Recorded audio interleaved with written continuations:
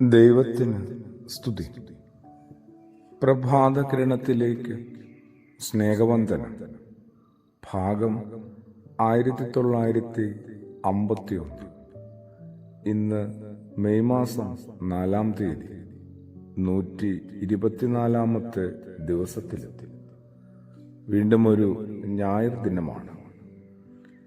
വിശുദ്ധനായ യോഹന്നാൻ ശ്ലീഹായുടെ സുവിശേഷത്തിന്റെ അവസാന അധ്യായം, 21-ാമത്തെ അധ്യായം വളരെ വേദനാജനകമാണ്. ഒരർത്ഥത്തിൽ, ഒരു വായനയിൽ വളരെ ആശ്വാസപ്രദവും പ്രത്യാശ നിർഭരവുമാണ് മറ്റ് ചില വായനകളിൽ. എന്തായാലും ക്രിസ്തുയേശു തന്റെ പ്രിയപ്പെട്ട ശിഷ്യ സമൂഹത്തിന് വീണ്ടും പ്രത്യക്ഷപ്പെടുന്നു. 3-ാം തവണയെന്ന് വേണമെങ്കിൽ വെറുതെ എണ്ണമിടാം. അതിലാണോ ഞാൻ ആനന്ദിക്കേണ്ടത്? അതോ 2 തവണയും ഉയർപ്പിന് ശേഷം ക്രിസ്തുയേശു അവർക്ക് മുമ്പിൽ എത്തിയിട്ട് അവരെ ബോധ്യപ്പെടുത്തിയിട്ട് അവർക്ക് സമാധാനം ആശംസിച്ചിട്ട് അവർ വീണ്ടും ക്രിസ്തുയേശുവിൽ നിന്ന് മടങ്ങിപ്പോയതോർത്ത് വ്യസനിക്കുകയാണോ വേണ്ടത്? സത്യം പറഞ്ഞാൽ അറിയില്ല കേട്ടോ.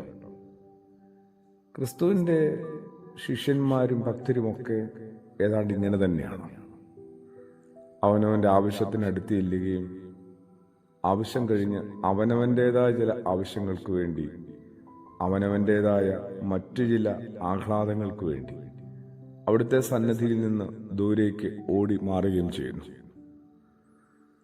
7 ശിഷ്യന്മാരുടെ ഒരു സംഘത്തെക്കുറിച്ചാണ് യോഹന്നാൻ ശ്ലീഹ പറയുന്നത്. എഴുതിയ എഴുത്തുകാരനായ യോഹന്നാൻ ഉൾപ്പെടെ 7 പേര്. ഏതാണ്ട് അവർക്ക് മധ്യത്തില് അവരുടെ നേതാവായ ശിമയോൻ പത്രോസുമുണ്ട്. ശിമയോൻ പത്രോസ് പറയുകയാണ്, ഞാൻ മീൻ പിടിക്കാൻ പോവുകയാണ്, നിങ്ങളാരെങ്കിലും വരുന്നോ എന്നും ചോദിക്കുന്നില്ല. അയാൾ എന്തായാലും അയാളുടെ ജീവിതത്തിൽ തീരുമാനമെടുക്കുകയാണ്. ഇനി ഇവിടെ ഇങ്ങനെ കുത്തിപ്പിടിച്ച് ഇരുന്നിട്ട് കാര്യമൊന്നുമില്ല, പുറത്തിറങ്ങുക, അവനവൻ്റെ പഴയ തൊഴിലിലേക്ക് മടങ്ങിപ്പോവുക.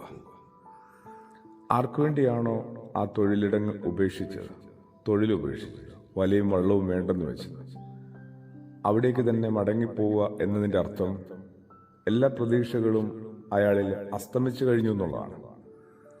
എൻ്റെ നിങ്ങളുടെയും ഒക്കെ ജീവിതത്തിൽ എപ്പോഴെങ്കിലുമൊക്കെ ഇങ്ങനെ ആത്മീയതയ്ക്കകത്തും സാധാരണ ജീവിതത്തിനകത്തുമൊക്കെ ഇത്തരം ചില സംഘർഷങ്ങളും പ്രതിസന്ധികളും ഉണ്ടാവും.